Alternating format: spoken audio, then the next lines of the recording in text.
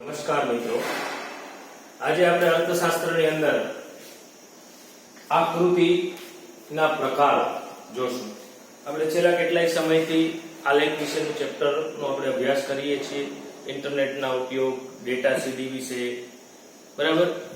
હવે આપણે આકૃતિ, કારણ કે અર્થશાસ્ત્રમાં આકૃતિનું ઘણું બધું મહત્વ રહેલું છે. કોઈ પણ માહિતીને તમારે ટૂંકા સ્વરૂપે રજૂ કરવી હોય તો હંમેશા આકૃતિનો સહારો લેવો પડે છે. સંક્ષિપ્તમાં રજૂ કરવા માટે આકૃતિ દ્વારા શ્રેષ્ઠ રીતે રજૂઆત કરી શકાય છે. હવે અહીંયા ખાસ મહત્વની વસ્તુ એ છે કે આકૃતિ કેટલા પ્રકારે તૈયાર કરી શકાય છે અને સરળતાથી માહિતીની ઉપલબ્ધતા કેવી રીતે કરી શકાય છે તે ખાસ આની સાથે જોડાયેલી વસ્તુ છે. તો હવે આપણે આકૃતિના પ્રકારો વિશે જોઈએ મિત્રો. સામાન્ય રીતે આકૃતિના 6 પ્રકાર અર્થશાસ્ત્રના અભ્યાસમાં આપવામાં આવ્યા છે. તો એ 6 પ્રકારોની અંદર સૌપ્રથમ છે ચિત્રાકૃતિ. ચિત્રાકૃતિ કે જે ચિત્રો દ્વારા છે રજૂ કરવામાં આવે છે.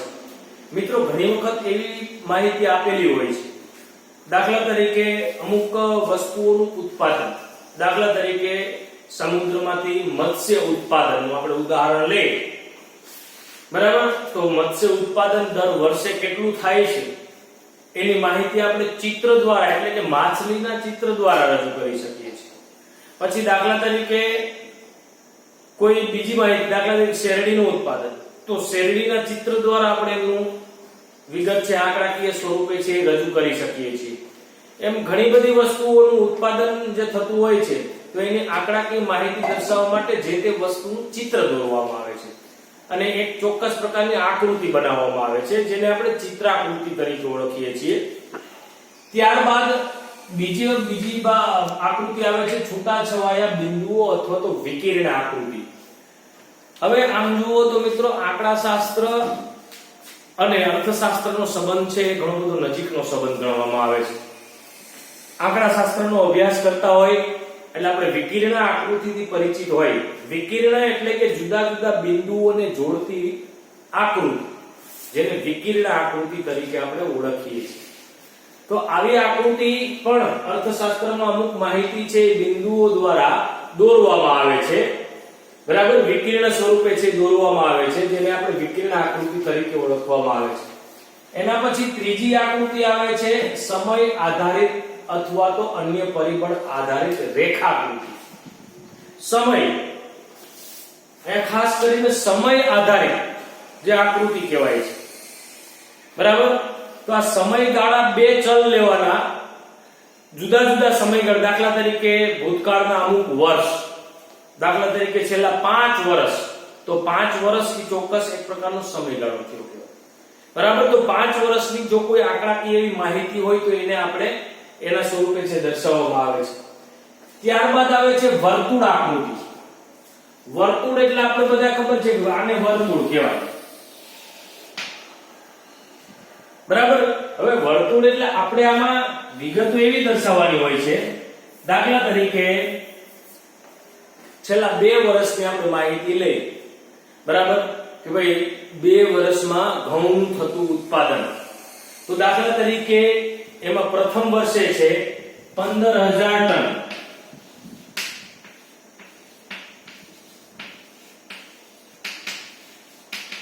ઘઉંનું ઉત્પાદન થયું 15,000, અને બીજા વર્ષે 20,000 ટન. તો સામાન્ય રીતે બીજા વર્ષની જે આ વર્તુળ બનશે એ થોડું મોટું બનશે આનાથી, 20,000 ટન.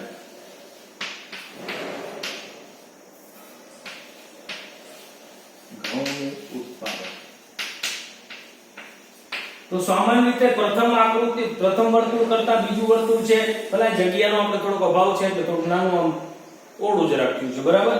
પણ ટૂંકમાં જેમ ઉત્પાદન વધતું જાય એમ વર્તુળ છે એ મોટું થતું જાય છે, બરાબર. જો પ્રથમ વર્ષે 15,000 ટન હોય તો એ પ્રમાણે થયું હોય, બીજા વર્ષે 20,000 ટન થયું હોય તો એનાથી મોટું હોય, વળી ત્રીજા વર્ષે 30,000 ટન થાય તો એનાથી વળી મોટું હોય, ચોથા વર્ષે 40,000 ટન થાય તો એનાથી પણ મોટું હોય, બરાબર. એમ ટૂંકમાં જેમ ઉત્પાદન વધતું જાય ને એમ વર્તુળ મોટું બનતું જાય, જેને આપણે વર્તુળ આકૃતિ તરીકે ઓળખવામાં આવે છે. એના પછી સ્તંભ આકૃતિ. આ સ્તંભ આકૃતિ તો આપણે બધા પરિચિત છે, હજી આપણે એના ઉપર ચર્ચા કરશું એટલે એમાં જોશું. અને છેલ્લી છે વૃતાંશ આકૃતિ.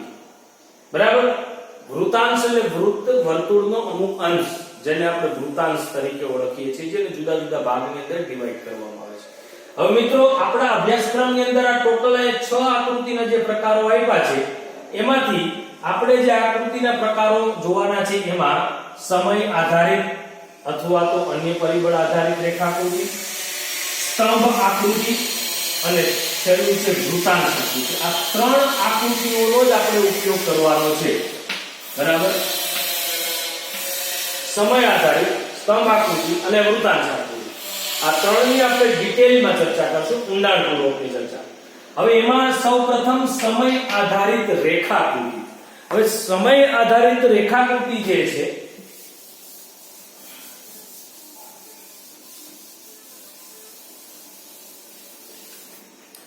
એમાં જુદા જુદા સમયગાળાની આંકડાકીય માહિતીને ધ્યાનમાં લેવામાં આવે છે. હવે આપણે બધાએ આલેખ પત્ર જોયું હશે, આ પ્રકારે આલેખ પત્ર હોય છે.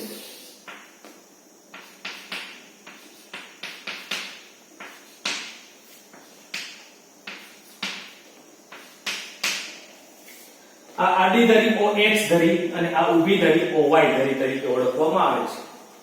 હવે સમયગાળો અને આંકડાકીય માહિતી એને ખાસ તો ધ્યાનમાં લેવામાં આવે છે. દાખલા તરીકે છેલ્લા 3 વર્ષ અથવા તો 4 વર્ષ ની માહિતીને આપણે ધ્યાનમાં લઈએ, વસ્તીને આપણે ધ્યાનમાં લઈએ તો છેલ્લે વસ્તી ગણતરી કઈ રીતે આપણે છેલ્લા 4-5 વખતની આપણે વસ્તી ગણતરી લઈએ તો 2001, પછી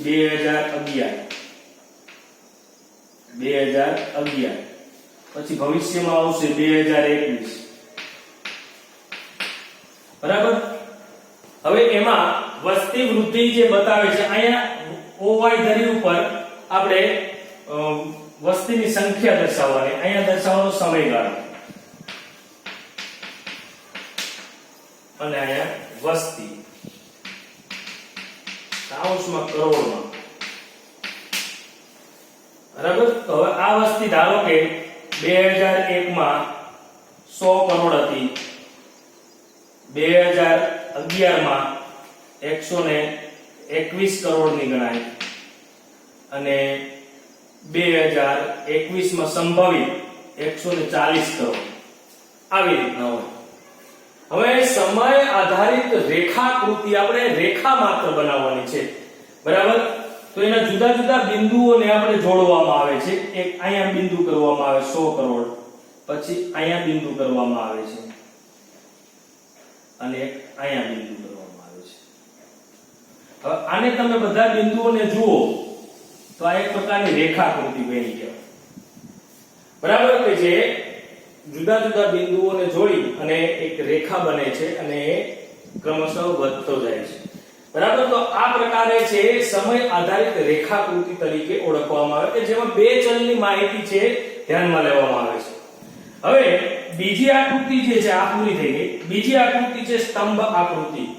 હવે સ્તંભ આકૃતિ મિત્રો એમાં 3 પ્રકારની આવે છે. એક સાદી સ્તંભ આકૃતિ, પાસ પાસેના સ્તંભ આકૃતિ અને વિભાજિત સ્તંભ આકૃતિ.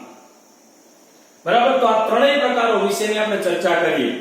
હવે એમાં સૌપ્રથમ સાદી સ્તંભ આકૃતિ. તો સાદી સ્તંભ આકૃતિ એ કોઈ મુશ્કેલ વસ્તુ નથી. સામાન્ય રીતે જે કે આંકડાની માહિતી આપેલી હોય તો એને આપણે સ્તંભ સ્વરૂપે રજૂ કરવામાં આવે છે.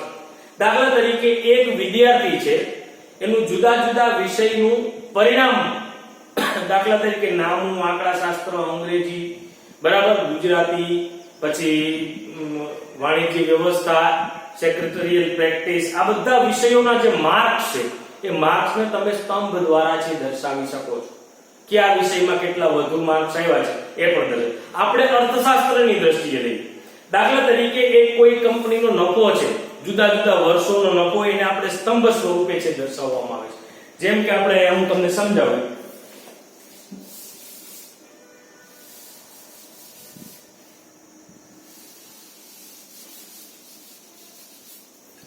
હવે દાખલા તરીકે એક કંપનીનું છેલ્લા 4 વર્ષનો નફો આપણે ધ્યાનમાં લઈએ. બરાબર, તો 4 વર્ષ એટલે 2010, 2011, 2012, 2013 આ 4 વર્ષ બરાબર. હવે નફો દાખલા તરીકે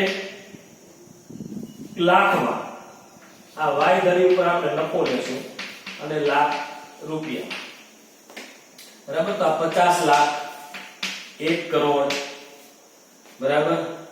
પછી 150 એટલે 1 કરોડ 50 લાખ બરાબર અને 2 કરોડ.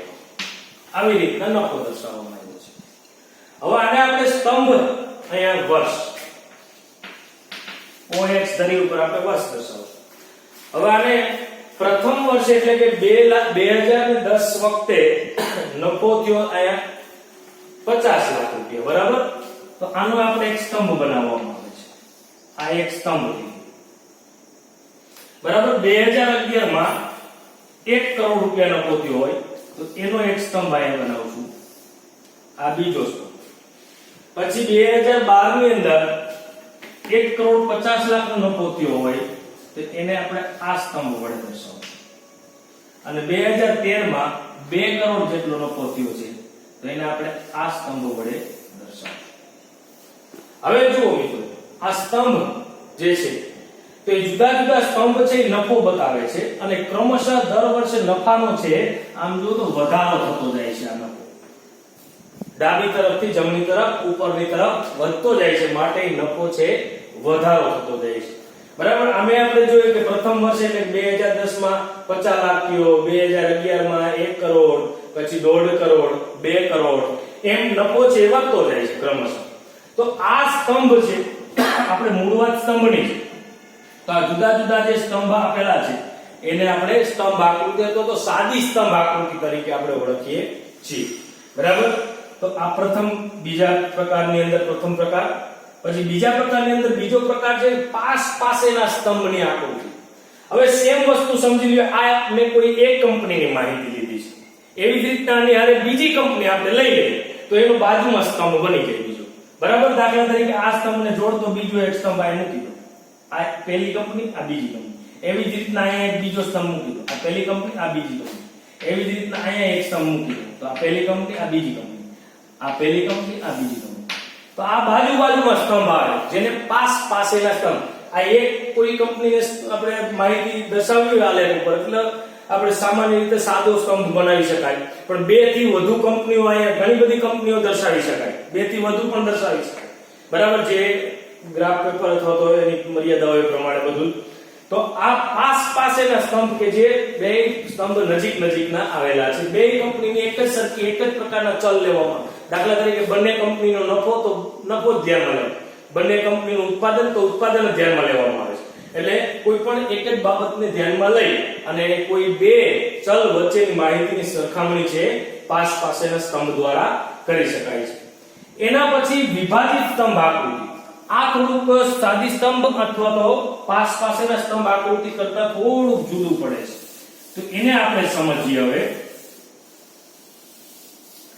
હવે વિભાજિત સ્તંભ એટલે કે જે સ્તંભ આપેલો છે એ સ્તંભને જ વિભાજિત કરી દેવામાં આવે છે.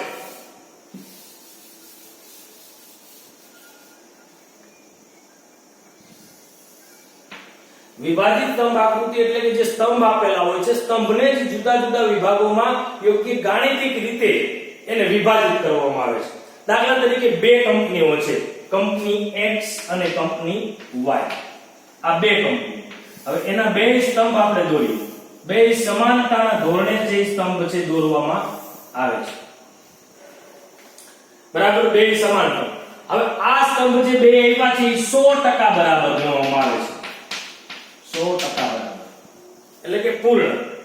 હવે દાખલા તરીકે કોઈ પણ એક કંપની છે ઉત્પાદન પાછળ જે ખર્ચ કરતી હોય બરાબર, જાહેરાત પાછળ જે ખર્ચ કરતી હોય, પછી વેચાણનો કોઈ ખર્ચ કરતી હોય, એને જુદા જુદા વિભાગોમાં વેચી દેવામાં આવે છે.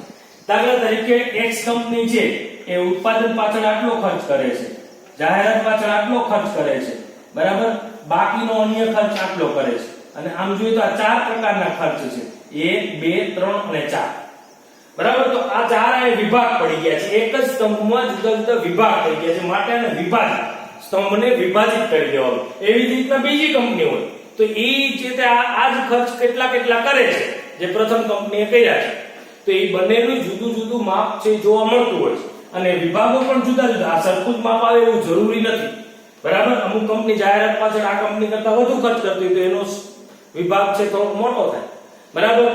વેચાણ ખર્ચ છે એ વધુ ઓછો કરતી હોય તો એનો વિભાગ છે નાનો થાય. એવી રીતના જે સ્તંભને જુદા જુદા વિભાગમાં વિભાજિત કરવામાં આવે છે માટે એને વિભાજિત સ્તંભ આકૃતિ તરીકે ઓળખવામાં આવે છે. તો આ બીજા પ્રકારનો ત્રીજો પ્રકાર. હવે મુખ્ય ત્રીજો પ્રકાર જે વૃત્તાંશ આકૃતિ તરીકે ઓળખાય છે, તો વૃત્તાંશ આકૃતિ એ આખી જુદી જ છે. એને આપણે ઊંડાણપૂર્વક હવે સમજીએ.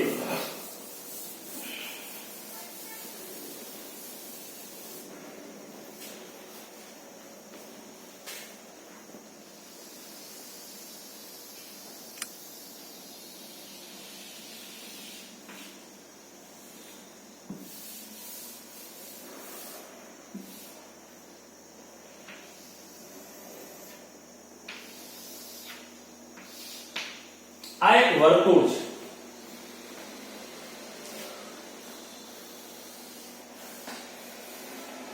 બરાબર. આ એક વર્તુળ છે. વૃત્તાંશ એટલે વર્તુળ, સિમ્પલ, બરાબર. સાદો અર્થ વૃત્તાંશ એટલે વર્તુળ. પણ વૃત્તાંશને આપણે વૃત્તનો અંશ એટલે કે વર્તુળનો અંશ તરીકે ઓળખવામાં આવે છે. અંશ એટલે ભાગ, એટલે કે વર્તુળનો કેટલો ભાગ આ રોકે છે એને વૃત્તાંશ તરીકે ઓળખવામાં આવે છે.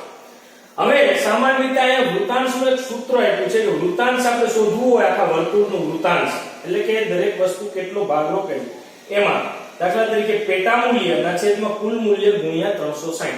હવે કેવી રીતના એ આપણે જોઈએ, બરાબર. દાખલા તરીકે 5 પ્રકારના સમાચાર પત્ર છે એનું વેચાણ, બરાબર. તો દાખલા તરીકે ગુજરાત સમાચાર,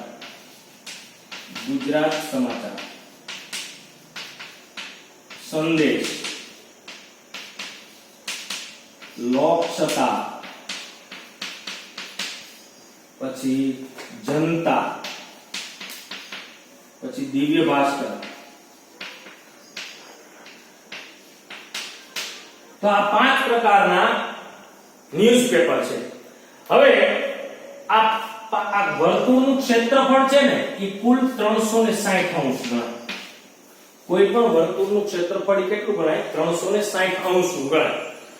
હવે એ 360 અંશની અંદર આ બધા જ સમાચાર પત્ર છે વેચી દેવાના ટકાવારી સ્વરૂપે અથવા તો 100% સ્વરૂપે એને વેચવામાં આવે છે, બરાબર. એ વેચી અને એના જુદા જુદા ભાગ કરવામાં આવે છે. હવે એ ભાગ અંદાજિત કેવા હોય? તો જનરલી આ પ્રકારે હોય છે.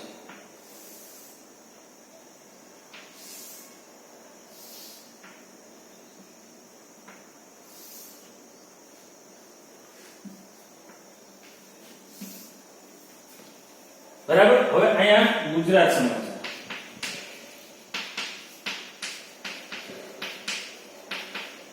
પછી સંદેશ, પછી લોકસત્તા, જનતા અને દિવ્ય ભાસ્કર.